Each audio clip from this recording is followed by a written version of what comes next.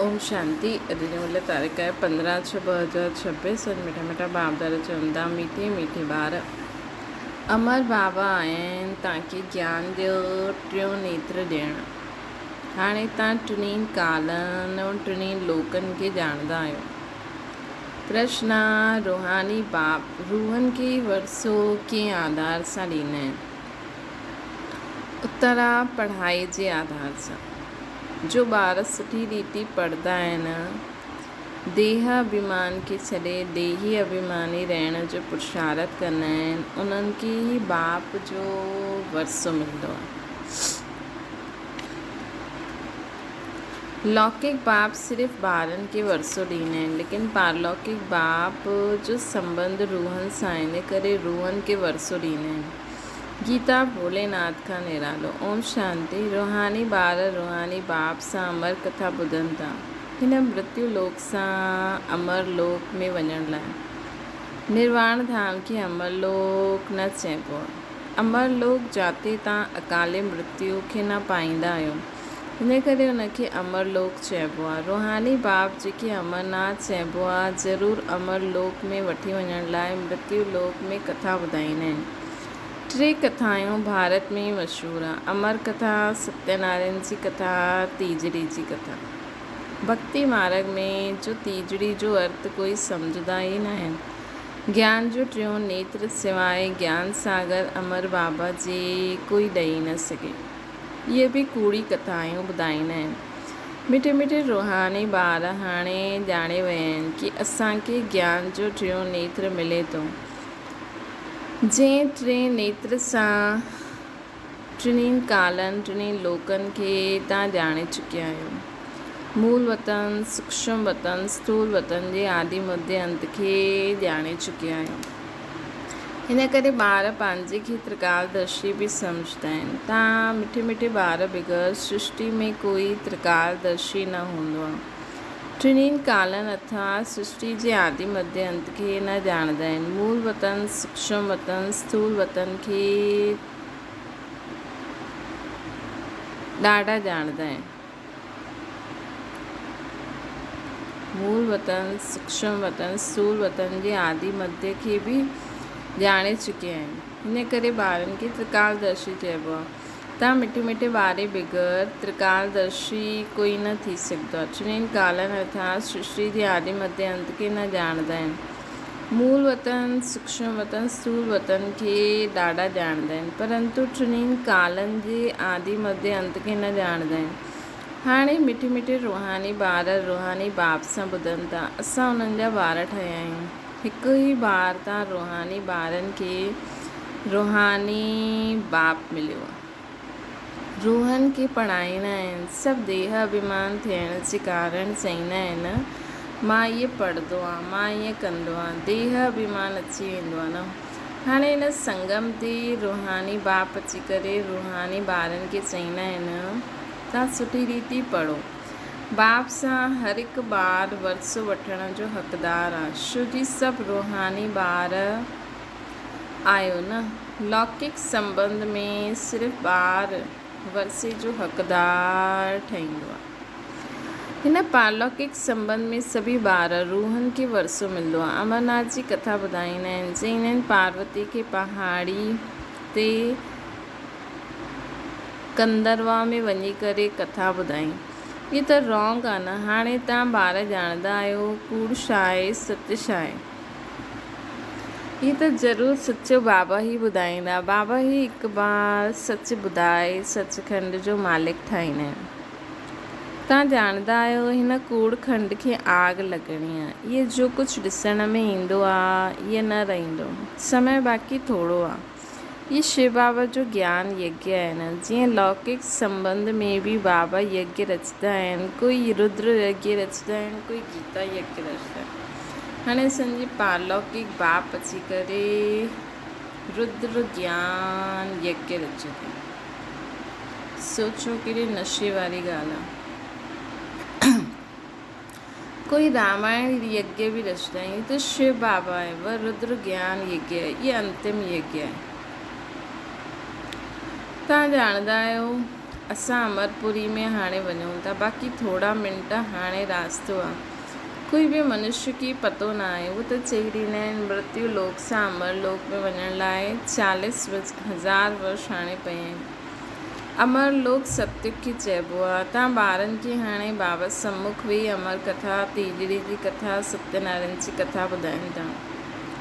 भक्ति मार्ग में छा छा थींदो आहे उहो त ॾिसो। भक्ति मार्ग जो केतिरो विस्तार आहे।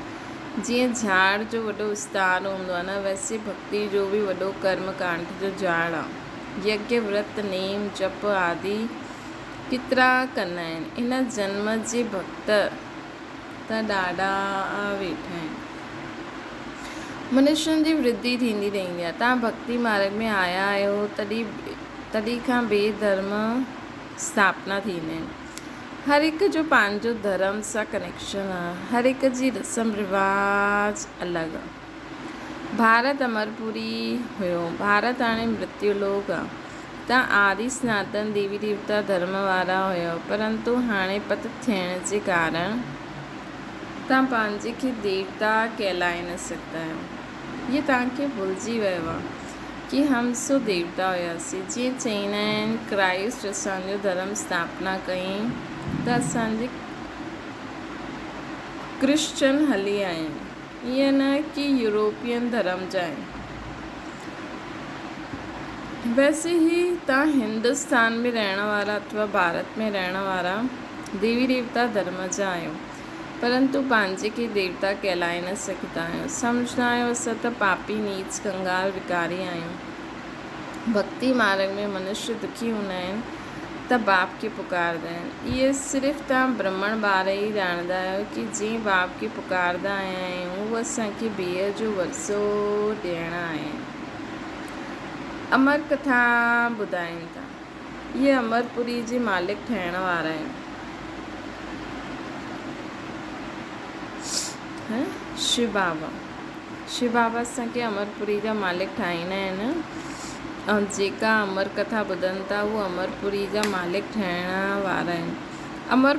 अमरपुरी खे स्वर्ग चइबो आहे। तव्हां चईंदासीं स्वर्गवासी ठहिण लाइ पुरुषार्थ था करूं। कलयुग जे मनुष्य मरदा आहिनि त चईंदा आहिनि स्वर्गवासी थियो।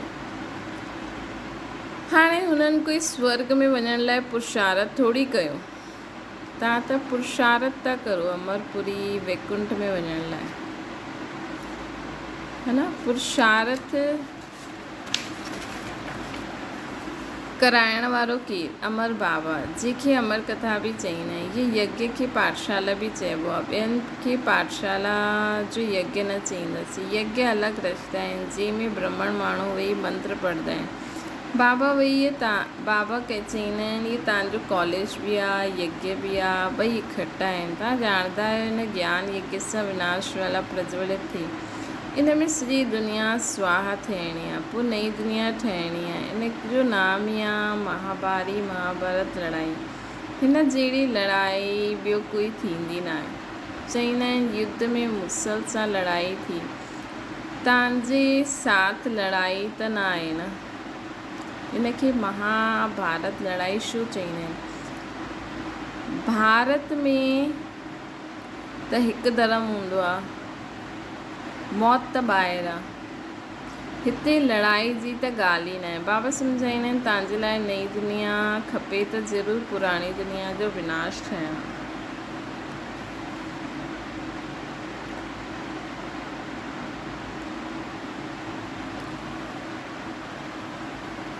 तव्हां ॿारनि जी ॿुधी में विराट रूप जो बि सॼो ज्ञान आहे। तव्हां ॿारनि जी ॿुधी में विराट रूप जो बि सॼो ज्ञान आहे। इहे बि सम्झंदा आहियो कल्ह पहिरियों आया हुया उहे ई ईंदा देवता ठहिण लाइ। बुद्धि जो कमु आहे। असां जेतिरा ब्राह्मण ठहिया आहियूं हाणे पोइ देवता ठहींदासीं। प्रजापिता ब्रह्मा बि ॻायल आहे। परम पिता परमात्मा ब्रह्मा द्वारा मनुष्य सृष्टि रचंदा आहिनि। इन करे ब्रह्मा खे प्रजापिता चइबो आहे। परंतु कीअं कॾहिं रचंदा आहिनि इहे कोई न ॼाणंदा आहिनि। छा शुरू में मनुष्य न आहिनि जंहिंखे रचंदा आहिनि, है न। रचंदा कीअं आहिनि? कोई मिट्टी सां थोरी ठातो। परिवर्तन कंदा आहिनि, बुलाईंदा आहिनि न पतित पावन अचो। त जॾहिं मनुष्य पतित थींदा आहिनि तॾहिं त बाबा ईंदा आहिनि। दुनिया खे बदिलणो आहे, तव्हांखे बाबा नई दुनिया जो लाइक़ु ठाहींदा आहिनि। हाणे तव्हां सतो प्रधान, पुराणी दुनिया आहे, पोइ सतो प्रधान ठहिणो आहे। बाबा सम्झायो आहे हर हिकु मनुष्य मात्र खे हर हिकु चीज़ खे सतो रजो तमो में अचिणो हूंदो आहे।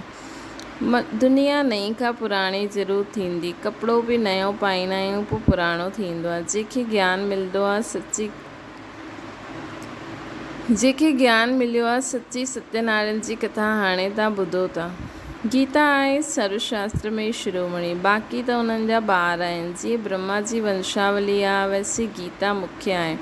ऊच ते ऊच माउ बाप, बाक़ी आहिनि ॿार। हाणे माउ बाप सां वरसो मिली सघंदो आहे, बाक़ी केतिरा बि शास्त्र पढ़ो कुझु बि करो वरसो न मिली सघंदो आहे। करे करे जो शास्त्र पढ़ंदा आहिनि उन्हनि खे कमाई थींदी आहे, उहो त थी वियो अल्पकाल जे लाइ। हिते त तव्हां ॿार ॿुधंदा आहियो त केतिरी कमाई कंदा आहियो। 21 जन्मनि जे लाइ वीचार करो, उहो हिकु ॿुधाईंदो सभु उन्हनि खे पैसा ॾींदा। हिते बाप तव्हां ॿारनि खे ॿुधाईंदा आहिनि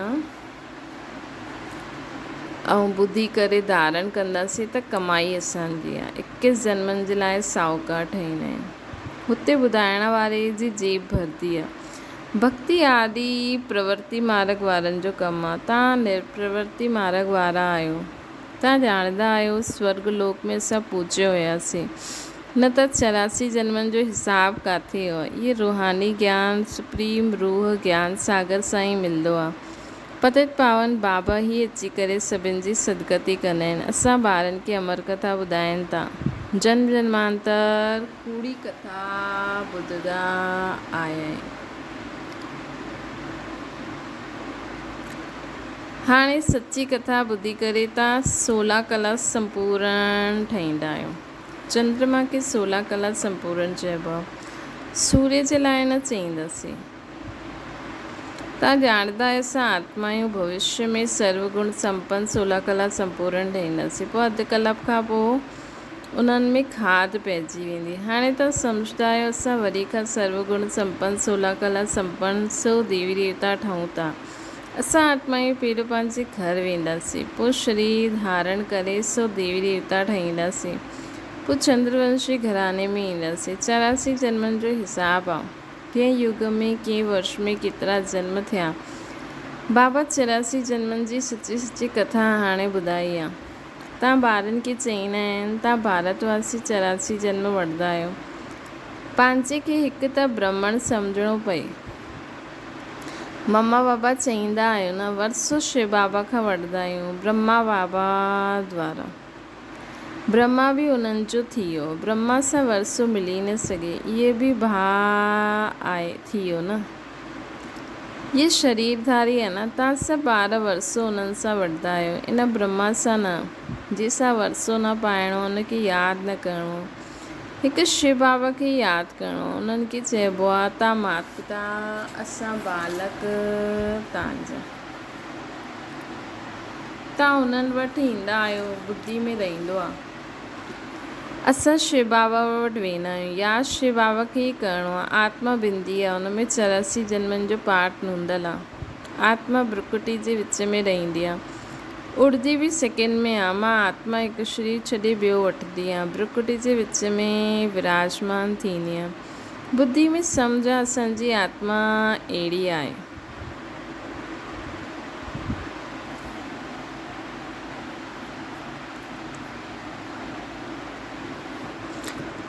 सतयुग में त कोई अहिड़ी चीज़ ॾिसण जी आश न रहंदी। आत्मा खे ॾिसी सघंदा आहियूं दिव्य दृष्टि सां, कोई इन अखियुनि सां ॾिसण में न ईंदी।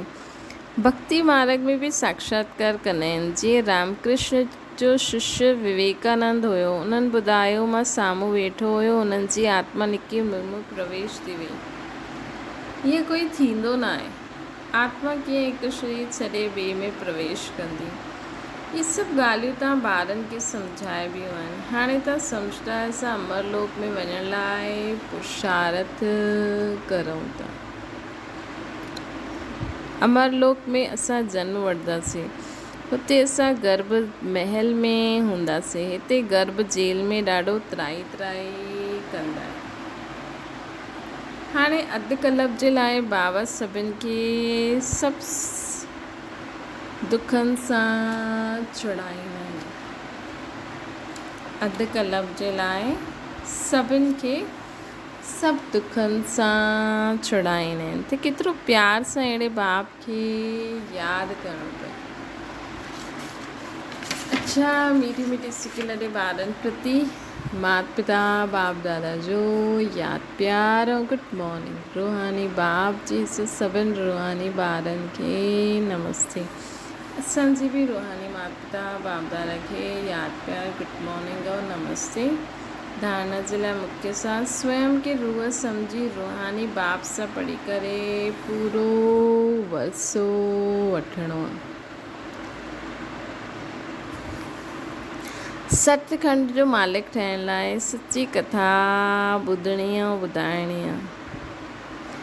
ॿियो आहे जे बाप सां बेहद जो वरसो मिलंदो आहे हुनखे यादि करिणो आहे। कंहिं देहदारियुनि खे न, हिन पुराणी दुनिया खे आग लॻणी आहे, इन करे हिनखे ॾिसंदे बि न ॾिसणो आहे। वरदाना साइलेंस जी शक्ति द्वारा पंहिंजे रजिस्टर खे साफ़ करण वारा लोकप्रिय प्रभु प्रिय ठहो। जीअं साइंस अहिड़ी इन्वेंशन कई आहे कि जो लिखियो उहो मिटी वेंदो, मालूम ई न पई। ईअं तव्हां साइलेंस जी शक्ति सां पंहिंजे रजिस्टर खे रोज़ साफ़ करो त प्रभु प्रिय दैवी लोकप्रिय ठही वेंदो।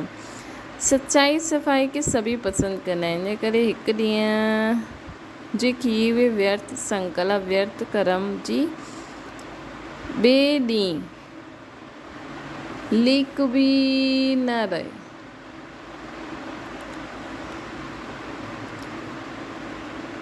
बीती खे बीती करे फुल स्टॉप लॻायो त रजिस्टर साफ़ रहंदो ऐं साहिब राज़ी थींदो।